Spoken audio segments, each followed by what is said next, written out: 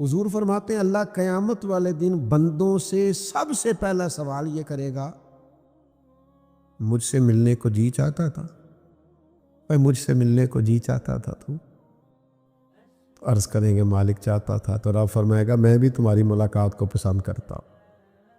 یہ پہلا سوال ہے، اپنے رب سے ملاقات کی تڑپ، جذبہ، معرفت خداوندی کی طرف سفر۔ امام غزالی فرماتے ہیں معرفت نفس کے فوراً بعد معرفت خداوندی، یعنی تیرے عشق کی انتہا چاہتا ہوں، میری سادگی دیکھ کیا چاہتا ہوں، میرا ذرا سا تو دل ہے مگر شوق اتنا، میں وہی لن ترانی سنا چاہتا ہوں۔ میرا بھی دل کرتا ہے میں تجھے کہوں رب ارنی، اور تو کہے لن ترانی، تو نہیں دیکھ سکتا۔ میرا ذرا سا تو دل ہے مگر شوق اتنا، میں بھی وہی لن ترانی۔ پھر خود ہی کہنے لگے بھری بزم میں راز کی بات کہہ دی، بڑا بے ادب ہوں سزا چاہتا ہوں۔ تو پہلے معرفت نفس، پھر معرفت خداوندی، پھر تیسرے نمبر پر معرفت دنیا۔ یہ معرفت دنیا تیسرے نمبر پہ کیوں؟ تو امام صاحب فرماتے ہیں جب تو اللہ کی طرف بڑھے گا نا، تجھے اندازہ ہوگا کوئی چیز بڑھنے نہیں دے رہی، اور جب تو اس کی معرفت حاصل کرے گا تو وہ دنیا ہوگی۔ پھر تجھے اس کا علاج سوچنا پڑے گا کہ اس کو بھلا میں نے کیسے ہٹانا ہے، اس سے بھلا جان میں نے کیسے چھڑانی ہے۔ تو پھر تجھے اس کی معرفت دنیا کی حاصل کرنی پڑے گی کہ اس کے فتنوں سے کیسے بچنا ہے۔ اور فرماتے ہیں پھر چوتھی بات ہے معرفت آخرت۔ تجھے اس بات کا صحیح طور پر پتہ ہونا چاہیے کہ کیا تو ایسا کرے کہ تیری آخرت بہتر ہو جائے، قیامت کے مشکل مرحلوں میں تو کامیاب ہو جائے۔ یہ چار چیزیں امام غزالی کی تعلیمات کا نچوڑ ہیں۔ وہ کہتے ہیں معرفت نفس سے شروع کرو، معرفت خداوندی کی طرف جاؤ، پھر رستے میں تمہیں محسوس ہوگا کہ کوئی چیز تمہیں اس رستے سے روک رہی ہے، تو وہ ہوگی دنیا، پھر اس کی معرفت حاصل کرنی، کہ اس دنیا سے کیسے جان چھڑائی جائے۔ وہ جو حدیث پاک میں فرمائے نا، ہر برائی کی جڑ دنیا ہے، اور دنیا کی محبت جو ہے یہ انسان کو بہت سارے گناہوں میں مبتلا کر دیتی۔ تو فرمایا معرفت دنیا حاصل کرو، پھر تمہیں اس سے جان چھڑانے کا طریقہ سمجھ میں آئے گا، اور پھر معرفت خداوندی کے بعد اور معرفت نفس کے بعد پھر تم اس طرف جانا کہ مجھے اپنی آخرت کے بارے میں فکر مند ہونا چاہیے کہ میں کس طرح قیامت کے امتحان میں کامیاب ہو سکتا ہوں۔ یہ امام غزالی رحمۃ اللہ علیہ کا کچھ فلسفہ حیات ہے، اس کو سمجھو۔ عقیدہ آخرت، اللہ کی بارگاہ میں کھڑا ہونے کا تصور، یہ انسان کو سوار دیتا ہے۔ یہ ایک ایسا مراقبہ ہے جو تزکیہ نفس کر دیتا ہے، انسان کا باطن سنور جاتا ہے، اخلاقیات میں تبدیلی آتی ہے۔ پھر کوئی کیمرہ بھی نہ لگا ہو نا، کوئی بھی نہ دیکھ رہا ہو، تو بندہ پھر بھی نیک ہو جاتا ہے، کیونکہ اس کا خیال ہوتا ہے میرا رب مجھے دیکھ رہا ہے، صبح قیامت میں اپنے رب کی بارگاہ میں کھڑا کیا جاؤں۔ تو عقیدہ آخرت کی مضبوطی، اس تصور کا مضبوط ہونا امت مسلمہ کے لیے نہایت ہی ضروری ہے۔ آپ دیکھیے قرآن مجید فرقان حمید ہماری توجہ دلاتا ہے، اور سورۃ القیامہ کے اندر اللہ کریم نے ارشاد فرمایا ایحسب الانسان، کیا آدمی اس گھمنڈ میں ہے، کیا انسان کا یہ خیال ہے ان یترک سدی، کہ اسے آزاد چھوڑ دیا جائے گا، اس سے پوچھا نہیں جائے گا؟ کیا انسان یہ سمجھتا ہے اس سے کوئی سوال؟ ایحسب الانسان، کیا انسان اس گمان میں ہے، اس گھمنڈ میں ہے ان یترک سدی، کہ اسے آزاد چھوڑ دیا جائے گا، کوئی پوچھنے والا نہیں ہوگا؟ اسے آزاد نہیں چھوڑا جائے گا، اس پر پابندیاں ہیں، اس پر کچھ قیود ہیں، اسے کچھ حدود بتائی گئی ہیں، اسے ایک دائرہ کار دیا گیا ہے، اسے بتایا گیا ہے کہ یہ حلال ہے، یہ حرام ہے، یہ تیرے لیے جائز ہے، یہ تیرے لیے جائز نہیں ہے۔ اس چیز کی حد تک تو آگے بڑھ سکتا ہے، یہاں سے اس لائن کو تو کراس نہیں کر سکتا۔ اس پر پابندیاں ہیں، ان پابندیوں کے بیچ رہ کے وہ زندگی گزارے گا۔ اور یہ بھی یاد رکھے، یہ آیت ایک دوسرا معنی یہ دیتی ہے کہ یہ مت سمجھے کہ صبح قیامت اسے چھوڑ دیا جائے گا، اس سے پوچھا جائے گا، اس سے سوال کیا جائے گا۔ اللہ کی بارگاہ میں جب یہ کھڑا ہوگا تو اسے اپنے اعمال کا حساب دینا ہو۔ لازمی طور پر ایک عدالت صبح قیامت لگے گی جس عدالت میں مجرم پیش ہوں گے، انہیں اپنے جرموں کا حساب دینا ہے، ظالموں کو کھڑا کیا جائے گا، ان سے ان کے ظلم کے بارے میں باز پرس ہو۔ تو لازمی طور پر عقیدہ آخرت کی مضبوطی انسان کو مضبوط کرتی، اس کے اعمال پر پیرے بیٹھ جاتے ہیں، وہ پھونک پھونک کر قدم رکھتا ہے، سوچ کر جملے بولتا ہے، وہ کوئی بھی معاملہ کرتا ہے تو اس میں اس کا خیال ہوتا ہے کہ میں نے دنیا سے چلے جانا ہے، میرے پاس پتہ نہیں کتنا وقت بچا، لہذا مجھے آخرت میں پیش ہونا ہے اپنے معاملات کی آسانی کے لیے، وہاں کی آسانی کے لیے میں یہاں تھوڑا سوچ سمجھ کے چلوں۔ رب فرماتا ہے تجھے ایسے ہی آزاد نہیں چھوڑا جائے گا، آزاد پنچھیوں جیسی زندگی نہ گزار، صبح قیامت کے معاملات کو پیش نظر رکھ، اس پر غور کر۔ یہ تصور گھر کے باہر بھی پورا مضبوط ہونا چاہیے اور گھر کے اندر بھی پورا مضبوط ہونا چاہیے۔ انسان اپنے مالک سے ڈرے اور قیامت کے دن اس کی بارگاہ میں حاضری کا یقین رکھے، اور وہ یاد رکھے کہ یہاں جو کچھ وہ دیکھے نا، بچوں کو استاد پڑھاتا ہے، محنت کراتا ہے، اگر بچے نہیں پڑھتے تو ڈانٹتا بھی ہے، سمجھاتا بھی ہے، قائل بھی کرتا ہے، اور جب وہ آخری بات کرتا ہے تو پھر وہ پتہ کیا کہتا ہے، چلو ٹھیک ہے اگر نہ پڑھو گے تو امتحان تو آنا ہی ہے نا، رزلٹ تو آنا ہے، پیپر میں بیٹھو گے نہیں آئے گا، فیل ہو جاؤ گے۔ یہ لاسٹ پر یہ بات ضرور ہوتی ہے، اور یہ امتحان دینے کا تصور اور امتحانی سینٹر میں جانے کا خیال طالب علم کو مجبور کرتا ہے کہ میں اسباق تیار کروں، میں بار بار اس پر غور کروں، میں کتاب کو سمجھوں، میں اس کو حل کروں چیزوں کو، تاکہ جب میں مرکز میں جاؤں پرچہ دینے کے لیے امتحانی سینٹر میں تو پھر مجھے پریشانی کوئی نہ ہو۔ بس سمجھانے کے لیے بات عرض ہے کہ یہاں لوگوں کو بتایا جاتا ہے، قائل کیا جاتا ہے یہ حلال ہے، یہ حرام ہے، یہ تیرے لیے ٹھیک نہیں ہے، یہ تیری حدود ہیں، یہ تیرے قیود ہیں، یہ تیرا دائرہ کار ہے۔ لیکن اگر پھر بھی کوئی بندہ باز نہ آئے، پھر بھی کوئی شخص باز نہ آئے، تو پھر اس کو کہا جائے گا صبح قیامت اللہ خود حساب لے لے گا، پھر تجھے مالک اپنے سامنے کھڑا کرے گا، ثم لتسألن یومئذ عن النعیم، پھر وہ تجھ سے ایک ایک نعمت کے بارے میں سوال کر لے گا، پھر تجھے جواب دینا ہوگا۔ تو اس تصور کو اپنی زندگی میں لاگو کریں کہ ہم نے مرنا ہے، اللہ کی بارگاہ میں جان، اس تصور کو پوری طور پر طاری کریں اپنے ذہنوں میں۔ یہ جو رسمی سی بات ہے نا، پتہ نہیں کب چلے جانا ہے، جو جانے والے ہوتے ہیں ان کی کوئی تیاری بھی ہوتی ہے، جن کو پتہ ہوتا ہے نا وہ رمضان المبارک میں نا کئی دفعہ ایسا ہوتا ہے کہ ٹکٹیں نہیں مل رہی ہوتی اور عمرے کے ویزے لگ چکے ہوتے ہیں، تو ایجنٹ کہہ دیتے ہیں جانے والوں کو کہ تیاری رکھنا، کسی وقت بھی میرا فون آ جائے گا۔ تو لوگوں نے بیگ باندھ لیے ہوتے ہیں، سامان تیار کر لیا ہوتا ہے، سارے انتظامات کر کے رکھے، کیوں کہ پتہ نہیں کس وقت بلاوا آ جائے گا۔ تو روز کہتا ہے پتہ نہیں اللہ کی جانب سے کس وقت بلاوا آ جائے گا۔ پھر اپنی تیاری بھی تو یار کچھ بتانا، میں بھی بتاؤں آپ بھی بتائیں، پھر ہم اپنے آپ سے یہ بھی تو سوال کریں نا کہ جہاں اچانک جانا پڑے اس کے لیے تیاری ہوتی ہے، ہماری تیاری کیا ہے؟ اگر اچانک جانے پڑے اس کی بارگاہ میں کیا تیاری؟ روز دیکھ رہے ہیں نا، کچھ لوگ روڈ پہ چڑھے تھے پہنچ نہیں سکے، ہاسپٹل گئے تھے پہنچ نہیں سکے، کچھ لوگ کسی فیلڈ میں کام کر رہے تھے، ڈگری نہیں مل سکی، جا ہی نہیں سکے، وقت آ گیا۔ تو اگر وہ ٹائم آ جاتا ہے اس کی بارگاہ میں حاضر ہونا پڑ جاتا ہے، تیاری کیا ہے؟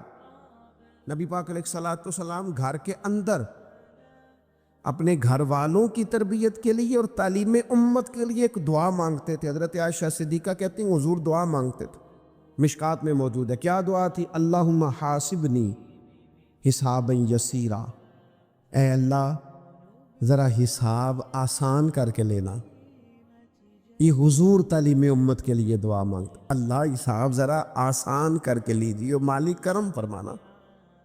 تو حضرت عائشہ صدیقہ رضی اللہ تعالیٰ عنہ ارشاد فرماتی ہے، میں نے عرض کیا یا رسول اللہ صلی اللہ تعالیٰ علیہ وسلم یہ آسان حساب کا کیا مطلب ہے؟ تو حضور فرمانے لگے عائشہ آسان حساب کا مطلب یہ ہے کہ رب کریم بندے کے نامہ اعمال پر نظر ڈالے گا اور پھر اللہ تبارک و تعالیٰ اس سے درگزر فرما دے گا۔ یہ آسان حساب ہے، پتہ مالک کو ہے اس نے کیا کیا ہے، پر کریم ہے نا، عدل کرے تے تھر تھر کمبن، اچیاں شانہ والے تے جے فضل کرے تے پھر بخشے جامن میرے جے منہ کالے، نظر کرے گا پھر معاف فرما دے گا۔ اور حضور فرماتے عائشہ یاد رکھو جس سے اس نے حساب لیا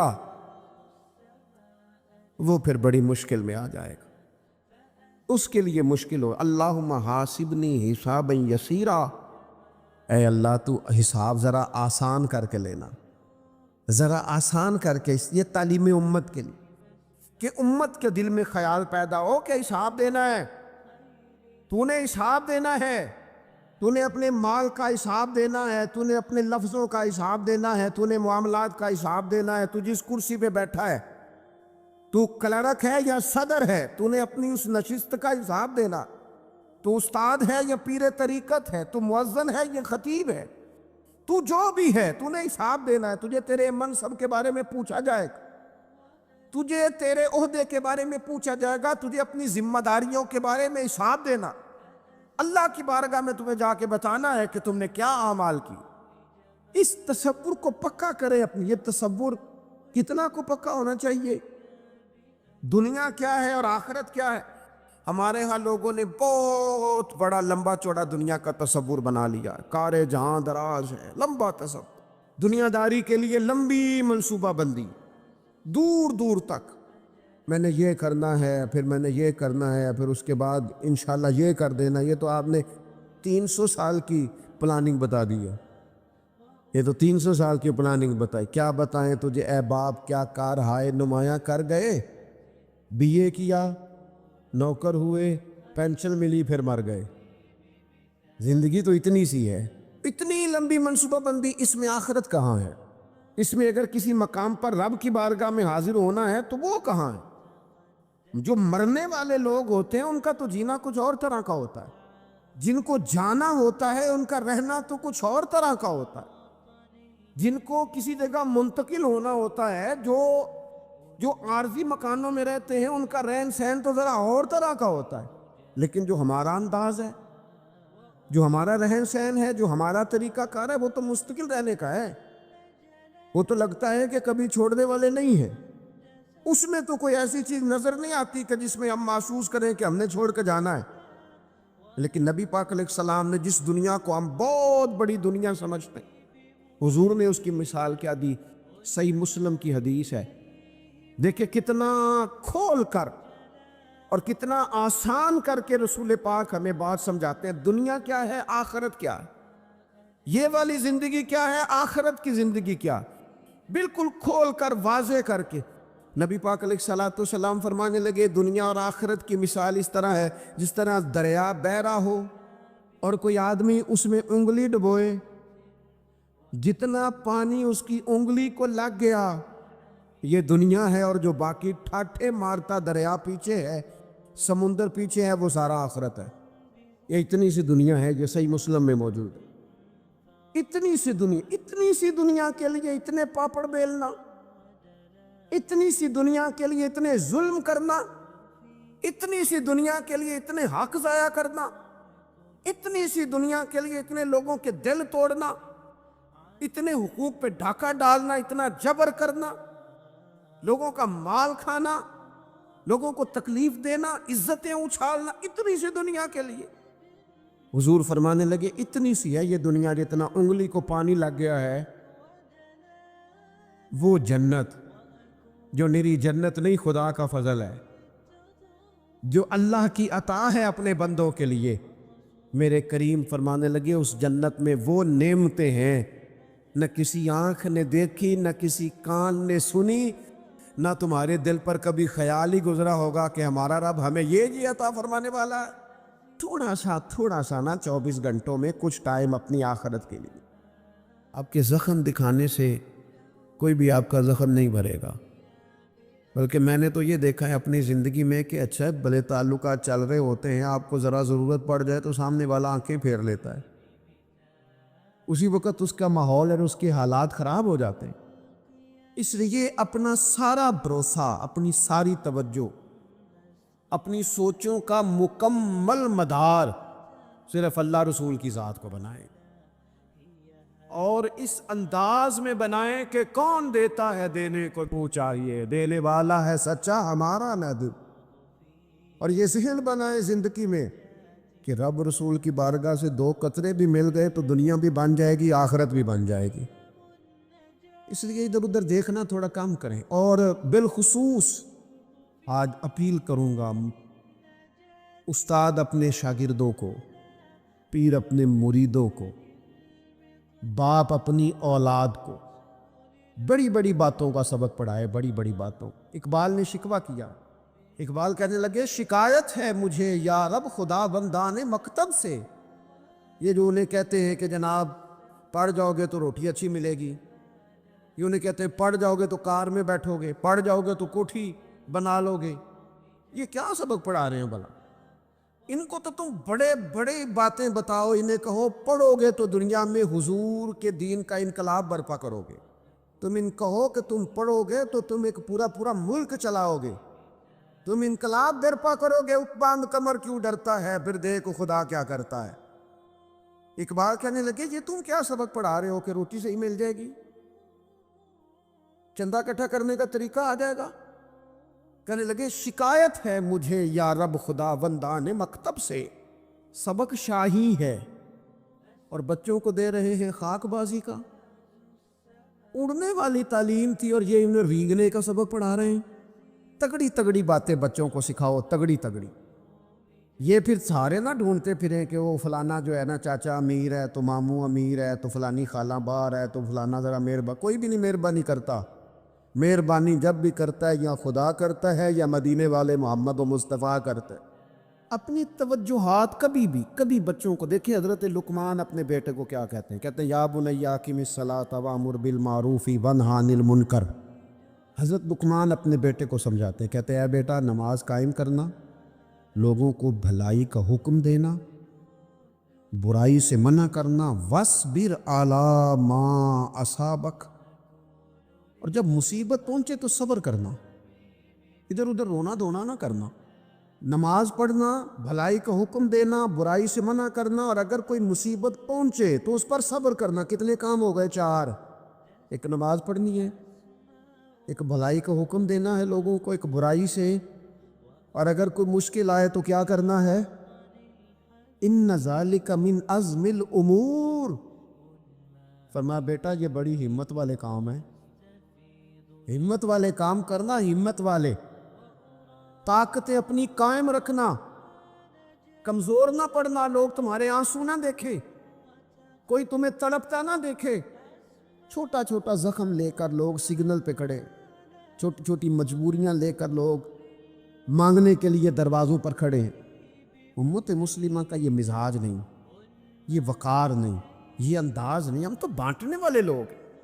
چلے مشکل آ جاتی ہے، زندگی میں ضروریات پڑ جاتی ہیں، قرضہ صحابہ بھی لے لیا کرتے تھے، لیکن یہ جو لہجے آج ہم نے اختیار کر لیے، کمزور ہو جانا، کچا پڑ جانا، غریبی کا رونا، یہ انداز اہل ایمان کا، بچوں کو طاقتور ہونا چاہیے۔ میرے نبی کریم صلی اللہ تعالیٰ علیہ وآلہ وسلم نے نا ارشاد فرمایا، ایسا نہیں ہے کہ کوئی بندہ کمزور ہے تو وہ ناپسندیدہ ہے، یہ نہیں فرمایا کہ جو بزدل ہے تو وہ بڑا کوئی کٹا ہوا آدمی ہے، لیکن حضور فرماتے ہیں، صحیح مسلم میں حدیث موجود ہے، حضور فرمانے لگے طاقتور مسلمان نا اللہ کی نظر میں بزدل مسلمان سے زیادہ پیارا ہے۔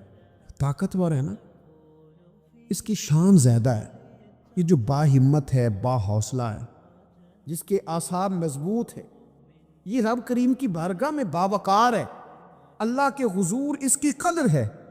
اور حضور علیہ الصلوۃ والسلام صحابہ کو دعائیں سکھایا کرتے تھے، اور تعلیم امت کے لیے خود بھی حضور وہ دعا فرمایا کرتے تھے، کہتے تھے اے اللہ بزدلی سے بچا، کنجوسی سے بچا، اے اللہ اس بڑھاپے سے بچا جو انسان کو بڑا پریشان کر دے۔ حضور دعائیں مانگا کرتے تھے۔ دیکھیں بیمار انسان ہو جاتا ہے، اگر وہ سوچے نا رب کی طرف سے، تو پھر بیماری کا لوگ بڑا مزہ لیتے ہیں، کیونکہ جب بندہ بیمار ہوتا ہے تو نفسانی خواہشات ساری ختم ہو جاتی ہیں۔ اور میں اکثر دوستوں سے کہتا ہوں کہ بعض چیزیں ایسی ہیں جو وجد میں لے آتی ہیں بندے کو، اگر وہ غور کرے تو۔ آپ یہ حدیث پاک سنیں، حضور علیہ السلام نے فرمایا بیمار کے ساتھ ضد نہ کرو، کہ ضرور کھا ضد نہ کرو، اس لیے کہ اللہ اسے کھلا بھی دیتا ہے پلا بھی دیتا ہے۔ اب جب کسی کو پتہ چلے کہ میں بیمار ہوں تو رب مجھے کھلا پلا رہا ہے، تو مجھے بتائیے بیماری کتنی پیاری لگے گی، بیماری میں کتنا سرور آئے گا۔ پھر تو انسان ہمیشہ چاہے گا کہ مجھے وہ چیزیں ملیں جو مجھے اللہ تبارک و تعالیٰ کی بارگاہ کے قریب کر دیں۔ دوسری بات یہ ہے کہ میدان میں جب انسان اترتا ہے نا، تو اسے ایک بات اپنے ذہن میں رکھنی چاہیے کہ جیت اور ہار یہ اللہ تعالیٰ کے دست قدرت میں ہے، لیکن جب وہ لڑے تو جیتنے کے لیے لڑے۔ ہمارے ہاں نا بہت سارے لوگ لڑنے سے پہلے ہی ہارے ہوئے ہوتے ہیں، میدان میں نکلنے سے پہلے ہی وہ کمزور باتیں کر رہے ہوتے ہیں، ابھی سفر شروع نہیں ہوتا وہ کہہ دیتے ہیں نہیں جناب آپ کی بات تو ٹھیک ہے پر کیسے ہوگا، کیوں کر ہوگا، لوگ تو آج کل چلتے ہی نہیں، بڑے مسئلے خراب ہیں۔ اور پھر کچھ لوگ ایسے ہیں جن کی باتیں سن کر بندے بیک ٹیر لگا لیتے ہیں، اور میں نے دیکھا باتیں کرنے والے وہی رہتے ہیں اور کام کرنے والے کہاں سے کہاں چلے جاتے ہیں۔ یہ یقینی نہیں کہ جیتیں گے، لیکن جب میدان میں اترے نا تو پھر ہمیشہ جیتنے کے لیے اترے۔ کوشش کریں کہ میں نے اس انداز میں نکلنا ہے کہ میں نے نہ جیتنا ہے۔ حضرت مولا علی شیر خدا کرم اللہ تعالیٰ وجہ الکریم سے کسی بندے نے پوچھا حضور آپ ہر میدان میں کامیاب کیوں رہتے ہیں؟ فرمانے لگے جیت ہار تو رب کریم کے دست قدرت میں ہے، لیکن جب میں اترتا ہوں نا میدان میں تو میں دشمن دیکھ کے پہلے ہی فیصلہ کر لیتا ہوں کہ میں نے اس کے پیٹ میں خنجر مارنا ہے کہ گلے پہ، میں جیتنے کے لیے میدان میں اترتا ہوں۔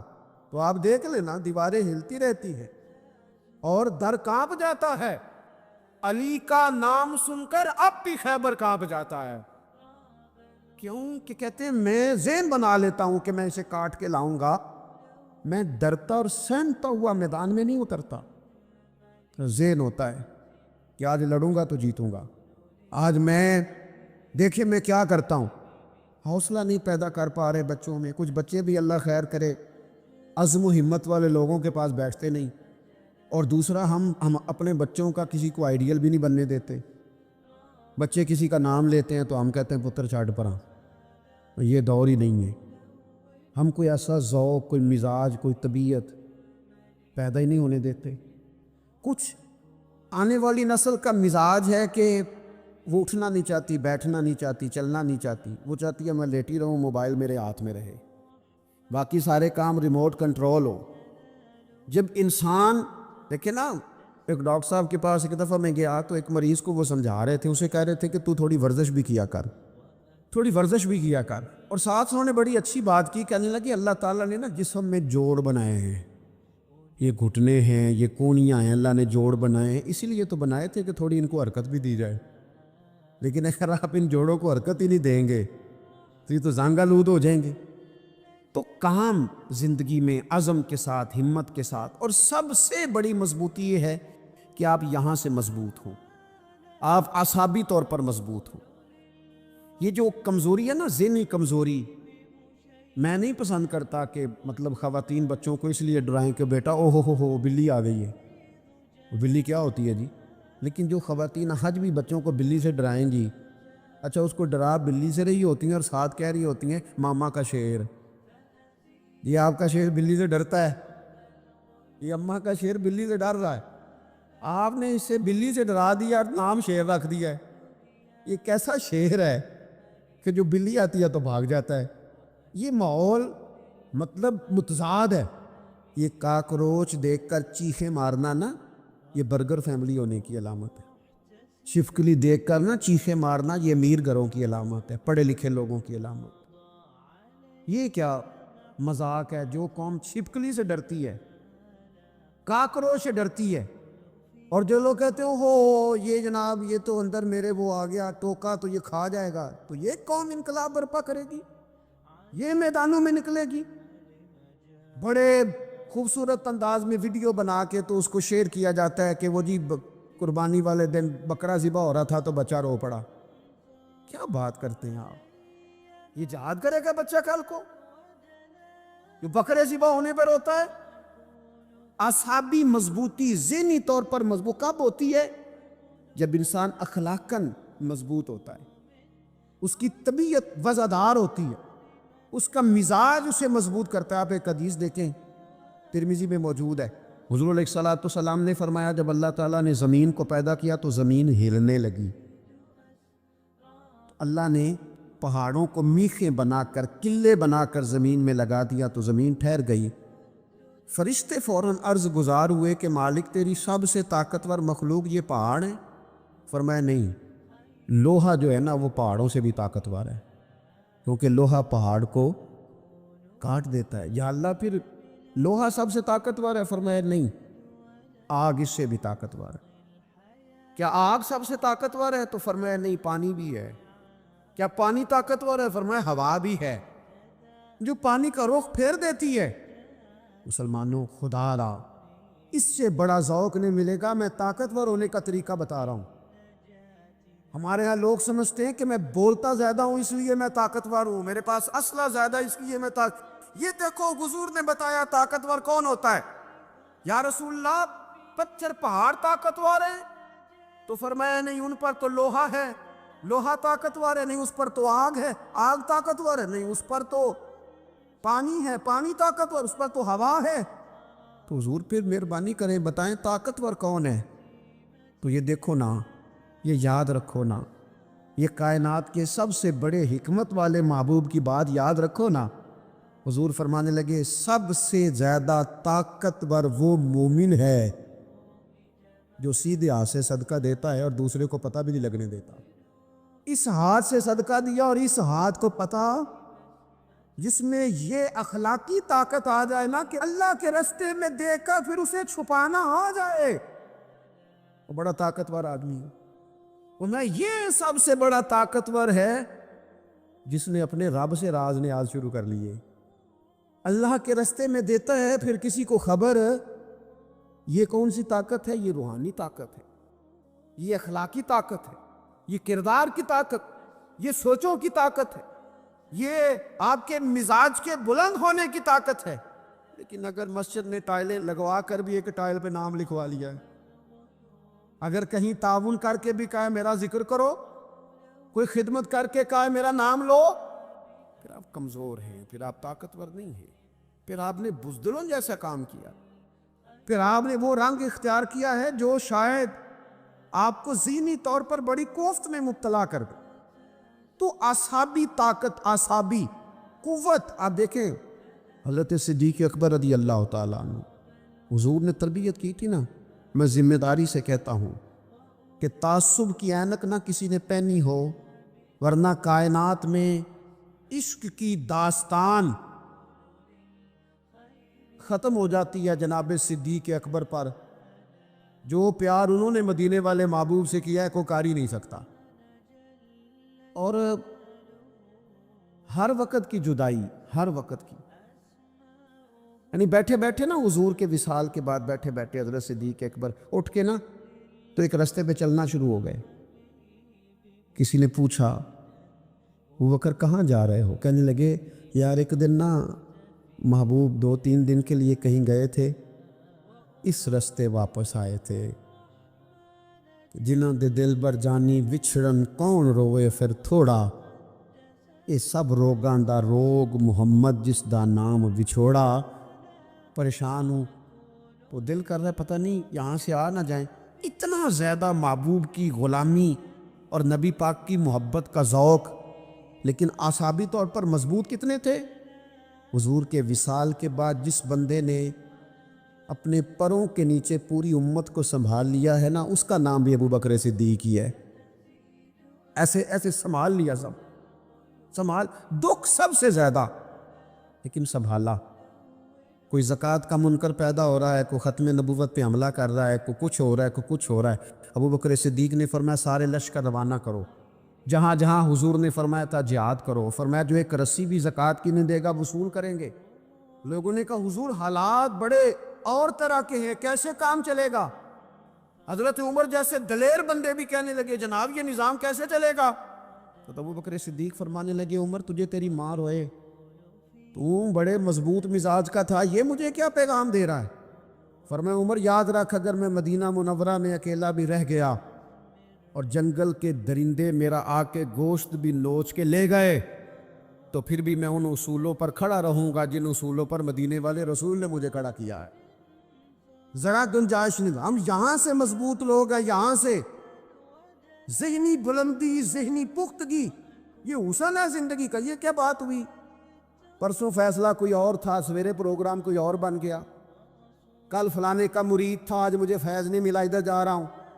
پرسوں فلانے کو استاد بنا بیٹھا تھا, آج میرا پروگرام بدل گیا ہے.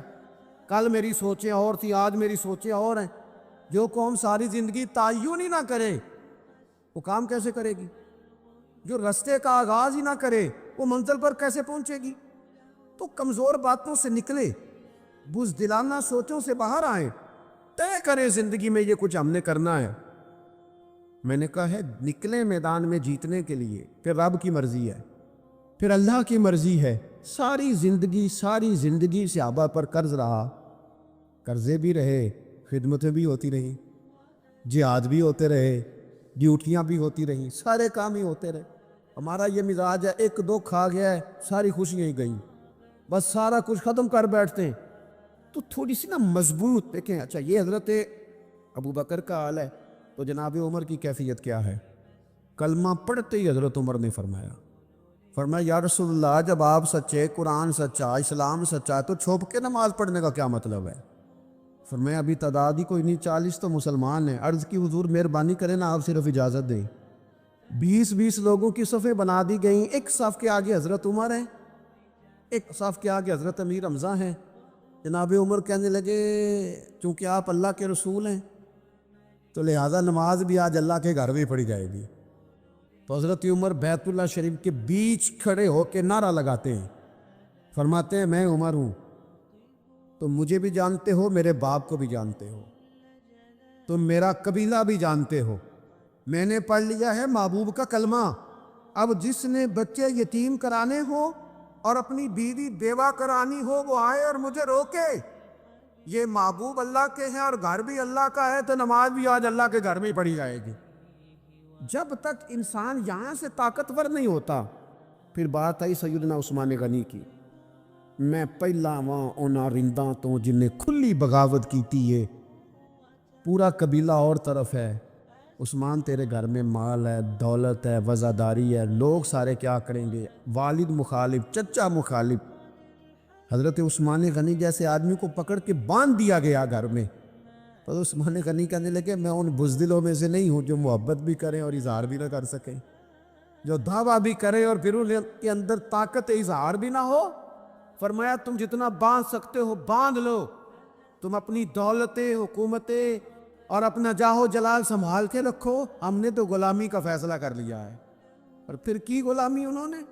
اور جہاں تک بات ہے شیر خدا حضرت علی المرتضیٰ کی, حضرت علی المرتضیٰ شیر خدا کا تو یہ حال تھا کہ ساری زندگی میدان میں رہے. ایک دن حضور نے صرف فرمایا کہ آج آپ کو نہیں لے کے جانا, آپ تھوڑا نا میرے نائب بن کر, حضور کسی نہ کسی کو نائب بنا کے مدینے میں چھوڑ کے جائے. ایک دن صرف کہا نہیں لے کے جانا. تو حضرت مولا علی رونے لگے, کہنے لگے حضور میں بچوں کے بیچ رہوں, عورتوں کے بیچ رہوں, میری تلوار کو زنگ لگ جائے گا. حضور مجھے تو گھوڑے پہ بیٹھنا پسند ہے. اچھا میں آپ کو ایک اور بات بھی عرض کروں, پہلے بھی میں نے کہا تھا پھر کہتا ہوں, کچھ لوگ پڑھے لکھے ہوتے ہیں بہادر نہیں ہوتے. حضرت علی کے علم کا بھی کمال عروج پہ اور بہادری بھی پورے عروج پہ. زندگی نا بہادر لوگوں کی ہوتی ہے.